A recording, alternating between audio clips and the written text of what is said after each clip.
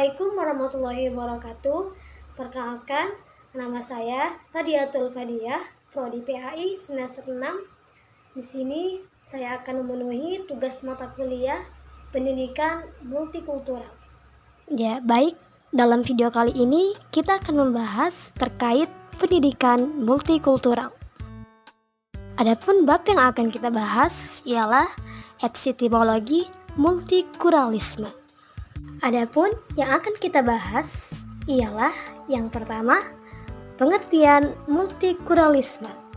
Yang kedua, akar sejarah multikulturalisme. Yang ketiga, multikulturalisme dan persebarannya. Yang keempat, masyarakat Indonesia yang multikultural.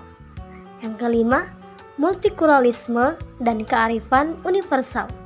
Dan yang terakhir, globalisasi, peluang dan ancaman multikulturalisme. Masuk pada pembahasan pertama, multikulturalisme adalah pandangan yang mengakui keberagaman budaya dalam kehidupan sosial, serta menghargai hak setiap individu atau kelompok untuk mempertahankan identitas budaya mereka. Dalam pandangan ini, perbedaan bukanlah ancaman, tetapi kekayaan yang memperkaya kehidupan bersama.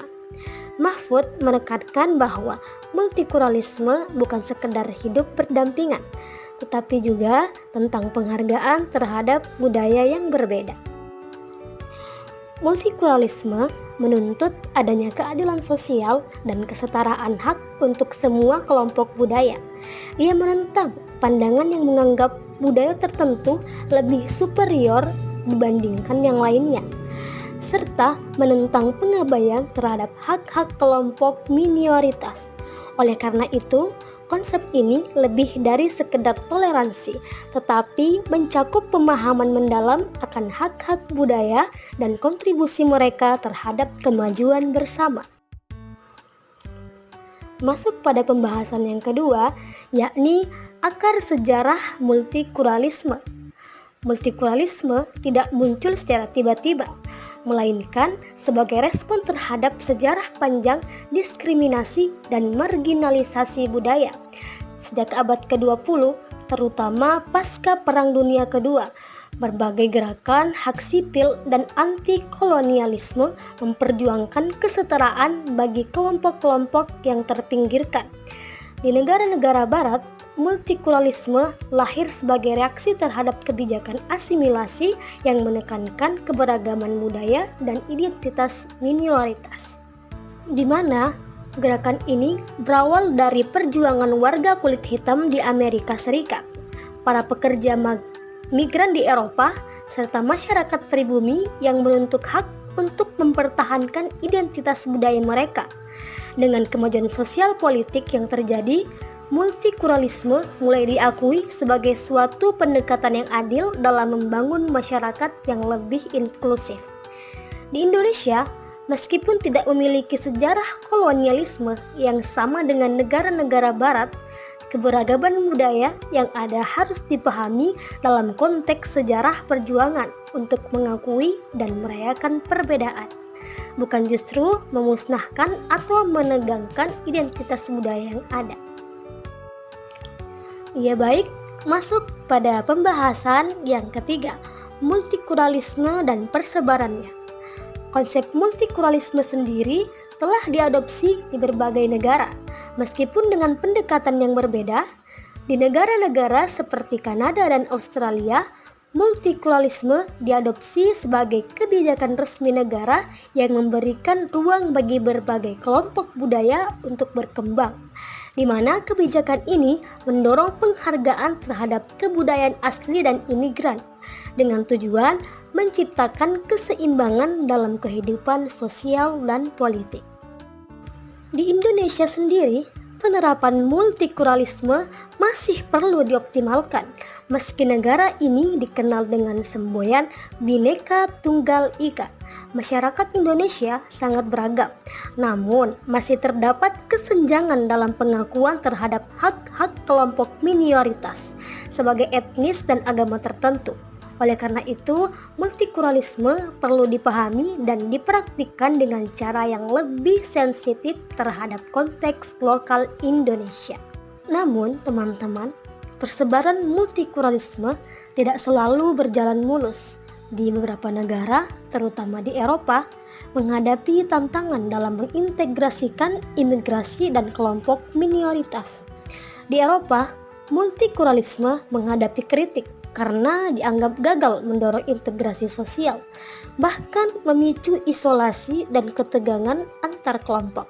Hal ini mengarah pada perdebatan mengenai apakah multikulturalisme benar-benar efektif sebagai solusi untuk masalah keberagaman. Selanjutnya, masuk pada pembahasan masyarakat Indonesia yang multikultural. Indonesia adalah negara yang sangat kaya akan keberagaman budaya dengan lebih dari 1.300 suku bangsa dan ratusan bahasa daerah. Keberagaman ini merupakan salah satu kekuatan terbesar Indonesia, namun juga menjadi tantangan dalam menciptakan kehidupan yang harmonis. Mahmud mengingatkan bahwa walaupun Indonesia memiliki semboyan Bhinneka Tunggal Ika, praktik di lapangan masih menunjukkan adanya ketimpangan sosial dan diskriminasi antar kelompok.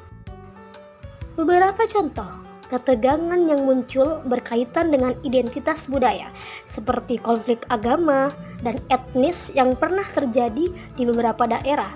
Hal ini menunjukkan bahwa meskipun Indonesia memiliki dasar yang kuat dalam keberagaman, implementasi prinsip multikulturalisme dalam kehidupan sehari-hari masih perlu diingatkan, masih perlu ditingkatkan.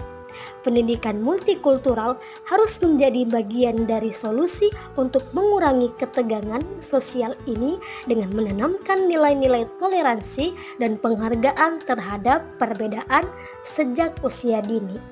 Selanjutnya, kita masuk pada pembahasan yang global, multikulturalisme dan kearifan universal. Multikulturalisme mengajarkan nilai-nilai universal seperti keadilan, kesetaraan, dan toleransi yang memiliki kesesuaian dengan banyak tradisi dan nilai lokal di seluruh dunia, termasuk Indonesia. Mahfud mengungkapkan bahwa nilai-nilai tersebut tidak hanya relevan dalam konteks global, tetapi juga sangat relevan dengan kearifan lokal Indonesia, seperti gotong royong dan musyawarah. Kedua nilai ini mengajarkan pentingnya kerjasama dan penghormatan terhadap perbedaan dalam masyarakat. Kearifan universal yang terkandung dalam multikulturalisme bukanlah sesuatu yang harus dipaksakan untuk keluar, melainkan dapat digali dari nilai-nilai lokal yang ada. Dalam pendidikan, penting untuk mengajarkan anak-anak bahwa keberagaman adalah bagian dari kehidupan yang harus diterima dengan bijak, dengan mengedepankan prinsip Tepo Seliro dan saling menghargai. Pembahasan selanjutnya ialah globalisasi, peluang dan ancaman bagi multikulturalisme. Globalisasi membawa banyak peluang bagi penyebaran ide dan budaya dari seluruh dunia. Akses informasi yang lebih luas memungkinkan masyarakat untuk saling belajar dan menghargai keberagaman budaya. Namun, Mahfud juga mengingatkan bahwa globalisasi dapat menjadi ancaman bagi keberagaman lokal jika tidak dikelola dengan bijaksana. Misalnya, budaya dominan seperti budaya barat seringkali mengancam identitas lokal yang lebih kecil, terutama di negara berkembang. Selain itu teman-teman, arus globalisasi yang cepat dapat menyebabkan terjadinya homogenisasi budaya, di mana budaya lokal menjadi terpinggirkan atau bahkan punah. Oleh karena itu, penting untuk memiliki strategi dalam menyaring pengaruh global agar tetap melestarikan identitas budaya asli dan menghindari kekalahan dalam pertarungan budaya.